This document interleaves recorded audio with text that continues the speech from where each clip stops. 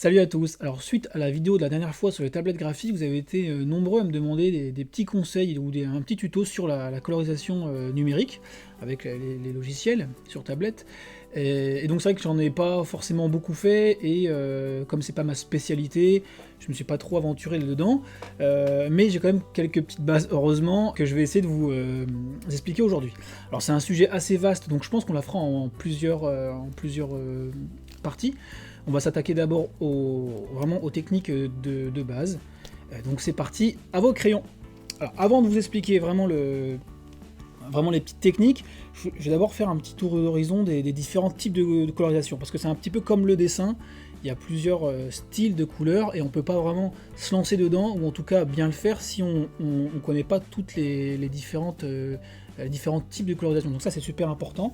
Donc on va commencer par la colorisation de base, hein, c'est-à-dire celle qui est faite d'aplats. Donc j'ai pris un petit dessin d'Astérix et Obélix pour vous montrer en fait ce que c'est la colorisation de base, c'est-à-dire qu'en fait c'est à base d'aplats. C'est-à-dire que vous voyez au niveau de la peau, il n'y a aucun dégradé, c'est un aplat tout simple. Donc la peau, là je prends le bleu de la culotte, c'est vraiment un bleu, il n'y a pas d'ombre de lumière, donc c'est vraiment strictement un aplat.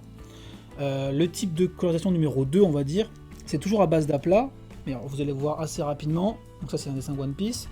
Il y a des aplats, mais il y a l'ombre, c'est-à-dire qu'on va avoir la couleur rouge sur le t-shirt, mais on va voir l'ombrage encore en aplat derrière. Pour la peau c'est pareil, hein, si je zoome un petit peu, vous avez donc la couleur de base de la peau, hein, comme sur le dessin d'Astérix, mais il y a un filet d'ombre. Là pareil, un aplat de couleur et un aplat d'ombre. Donc là c'est deux aplats. On avait tout à l'heure un aplat de couleur, on a un aplat de couleur et un aplat d'ombre. Troisième type de colorisation, donc ça c'est le même principe, on a trois aplats, mais là comme vous le voyez, on a l'aplat de base de la peau, on a l'aplat d'ombre et on a un aplat de lumière. Donc on a vraiment la couleur de base, l'ombre et la lumière. Donc ça c'est aussi à prendre en compte vraiment tous les différents styles. Alors pour être très précis, vous voyez qu'au niveau des personnages de fond, ils ont vraiment que, comme dans One Piece, l'aplat de couleur de base et d'ombre. Comme ils sont un peu plus loin, je pense que c'est pour donner un peu moins de valeur au dessin, puisqu'il est un peu plus en profondeur. Voilà pour le troisième type. Un quatrième type de colorisation, donc là je me permets de mettre la couverture de ma BD. Alors c'est pas moi qui l'ai colorisé, c'est Dawid, un coloriste qui est aussi dessinateur d'ailleurs. Et donc pour son style de couleur, lui c'est plutôt, alors c'est très léger, mais vous allez voir, je vais faire pipette, vous allez voir que si je prends la peau, on a la couleur de base là qui est un petit peu, voilà, un petit peu couleur crème, et si je prends à l'opposé, voilà, on a une très légère différence de couleur. Donc là c'est pas un aplat, c'est un dégradé de lumière qui va être rehaussé là par un petit filet de lumière. Et c'est pareil au niveau des cheveux, hein. Si je prends les cheveux là, la zone à gauche, on va voir une sorte d'orange foncé, et si je prends tout à fait à droite, voilà, c'est très léger, mais on a un léger dégradé, et pareil c'est rehaussé par un peu de lumière qui, j'ai l'impression, lui aussi est légèrement dégradé. Voilà, donc tout ça c'est encore une technique différente. Vous avez vu qu'il y a des combinaisons d'aplats, des combinaisons de dégradés, donc c'est encore une autre technique de couleur. Hop, donc encore une autre, hop, donc là c'est un petit peu comme tout à l'heure, sauf que là la petite nuance, je sais pas si vous l'avez vu, c'est que le trait d'ancrage il est colorisé. Donc là c'est pareil, hein, si vous regardez bien, je vais quand même zoomer pour que ça se voit, mais il y a un très léger dégradé au niveau de la peau. Voilà, très léger. Et au niveau de la lumière, c'est pareil, c'est que au moment, arrivé un moment, je sais pas si vous le voyez ici, je vais essayer de vous l'entourer, mais on a carrément la lumière et l'ombre qui se fusionnent à un moment. Donc c'est vraiment très léger, et moi ça modèle un petit peu le personnage, et c'est vraiment pas mal.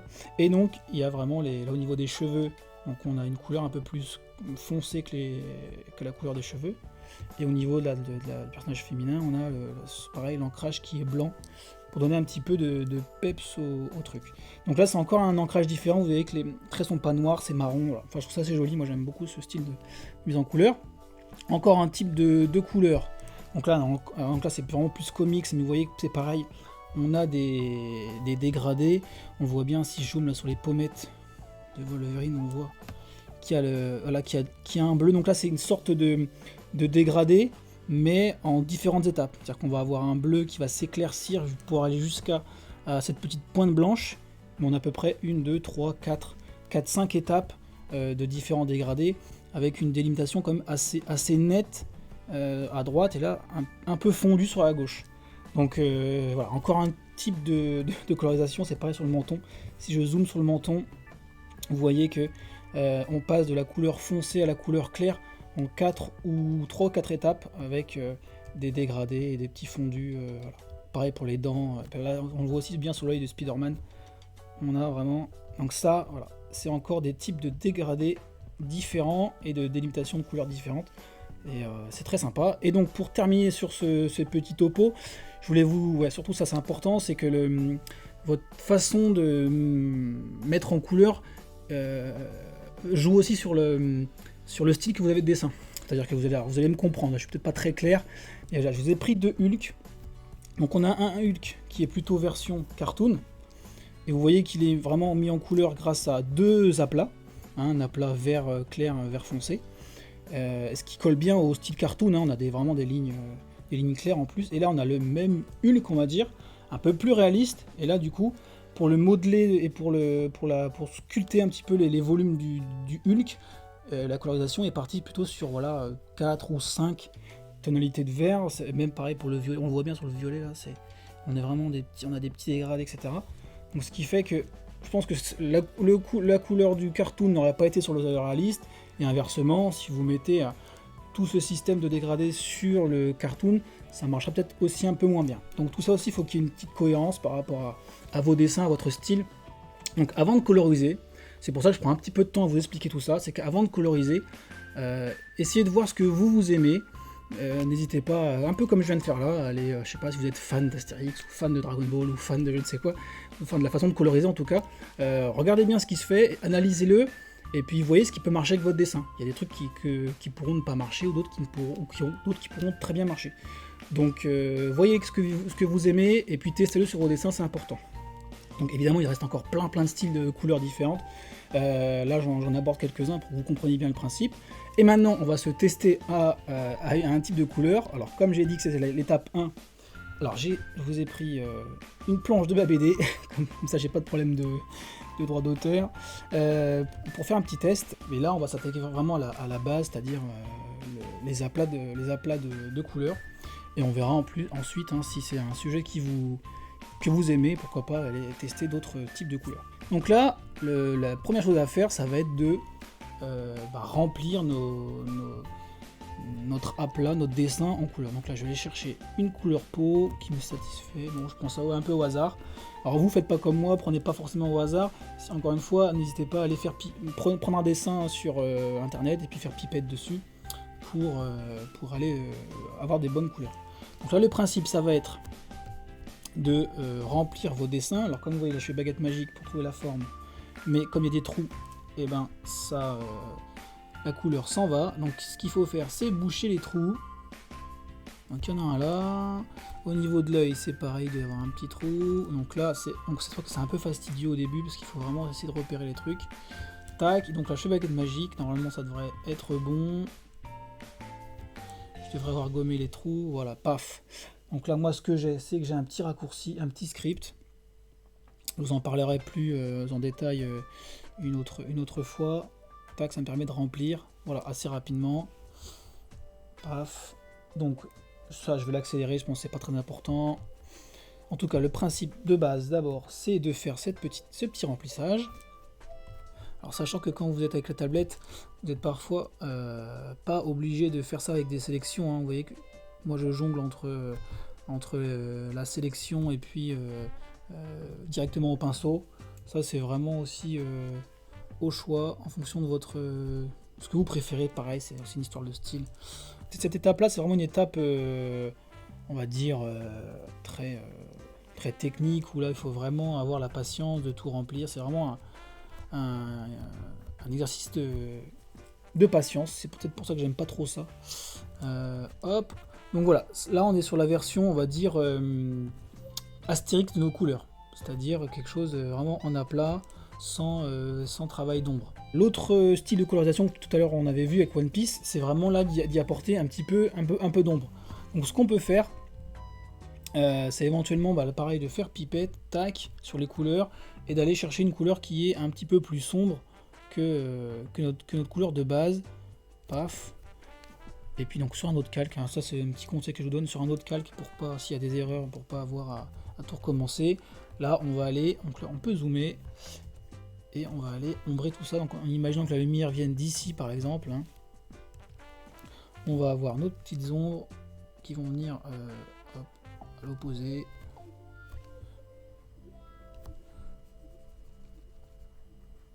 Tac, donc là. Après, il faut connaître un petit peu les volumes, hein, du corps, hein, bien comprendre comment ça marche. Hop, alors moi pour le visage, pour une surface ronde, je vais faire une sélection de la tête, et puis en faisant Alt, donc j'enlève une partie de mon rond. Tac, ce qui fait que ça me garde vraiment que la partie que je voulais. Hop, sans avoir à déborder trop en fait. Vous faites une sélection et puis vous la rognez en gros. On peut faire aussi l'ombre portée des cheveux, pourquoi pas, en dessous. Donc voilà, donc pareil, je vais faire pareil pour les cheveux. Là j'ai pris mon orange, je vais essayer de chercher une couleur un peu plus sombre pour créer l'ombre, tac. Donc là, c'est pareil, si la lumière est ici, on va avoir des petites marques et sur le côté là. Alors là, c'est par contre ce qui est pas mal, c'est que pour justement ces courbes là, on n'est pas forcément obligé de prendre enfin, avec le stylo, c'est très pratique parce qu'on peut avoir vraiment des jolis petits traits. On va avoir un beau petit rendu. Hop. Donc voilà, après il faut vraiment aller fouiner, enfin aller vraiment rechercher où est-ce que se cache le volume pour après faire les ombres correspondantes quoi. Donc là au niveau de l'œil, on peut pourquoi pas mettre une petite ombre là pour donner un peu de volume à l'œil, pourquoi pas. Hein, encore une fois, ça c'est une question de style. Voilà, et puis après pour la veste verte c'est pareil, je vais prendre une ombre un peu plus tranchée, tac. Et donc pareil, hein, la lumière vient d'ici, on va avoir l'ombre qui va venir se créer en dessous. Donc là c'est pour la version un petit peu One Piece comme on a vu tout à l'heure.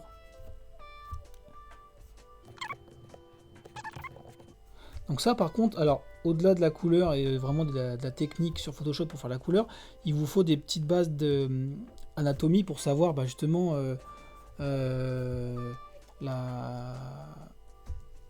quelles ombres vont créer les formes, hein, en fonction des formes que vous allez rencontrer, le coude, la main, etc. Enfin toutes ces petites choses là. Et puis comment réussir à mettre en volume votre dessin. Tac. Bon voilà.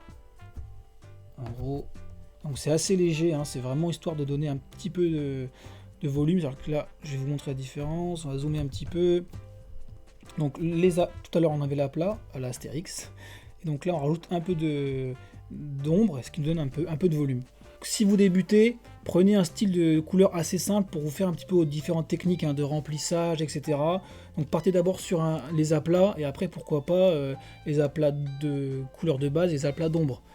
Après, vous pourrez évoluer vers des dégradés. Bon, je pense qu'on le fera la prochaine fois pour voir un peu comment ça marche. Mais concentrez-vous sur quelque chose de faisable pour d'abord apprendre l'outil. Confrontez-vous surtout à vos logiciels, essayez de les comprendre, les raccourcis, le remplissage, etc. Et la prochaine fois, je vous ferai un petit tuto sur le script parce que c'est vrai que c'est important. Mais j'ai pas noyé dans cette vidéo-là. Donc voilà pour cette petit tour d'horizon des couleurs.